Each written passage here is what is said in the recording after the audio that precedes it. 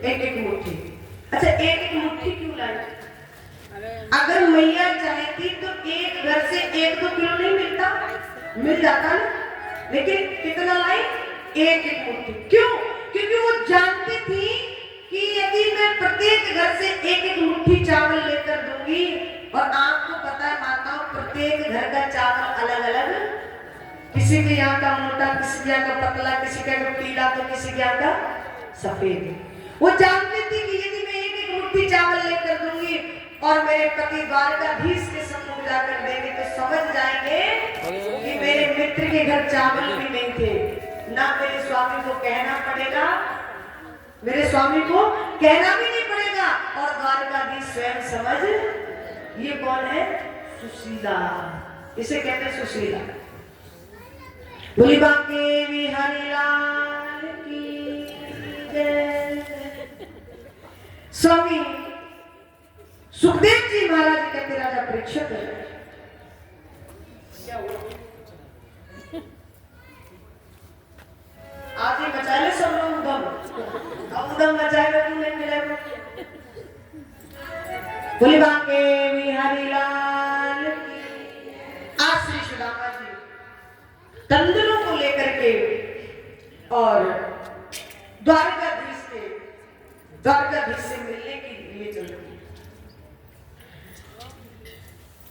शीश पर कोई कमान नहीं, वस्त्र नहीं है शरीर पर, पांव में चढ़ पादुकाएं नहीं है, और महाराज शरीर तो ऐसा हो रहा है कि हड्डी हड्डी दिख रही, मांस नाम की चीज नहीं है, पर फिर भी भगवान के पथ पर चले जा रहे हैं आगे बढ़ करके। स्वामी सुखदेव जी महाराज कहते राजा परीक्षित कुछ दूर जब चल करके पहुंचे तो बीच में मार्ग में एक नदी पड़ी, नदी, और उस नदी में देखा तो कोई मल्हा नहीं था। सुदामा जी को लगा मैं तो तैरना भी नहीं जानता, इस नदी को तैर के पार करूं। अब क्या करूं, विचार करने लगे। थोड़ी देर बाद देखा तो उस पार पे एक मल्हा खड़ा, बुलाया भैया इधर आओ। मल्हा आया, कहा भैया हमको पल्ली पार उतार दो। उसने कहा बैठो। जैसे ही बैठे और नाव चलने को बीच मझधार में पहुंची, सुदामा जी बोले भैया नाव रोक दे। बोले मतलब नाव रोकेंगे तो डूबोगे नहीं? कब मैं इसलिए कह रहा हूं कि पल्ली पार पर पहुंचने के बाद यदि तुम मेरे से कुछ उतराई मांगो तो मेरे पास उतराई के लिए कुछ नहीं है।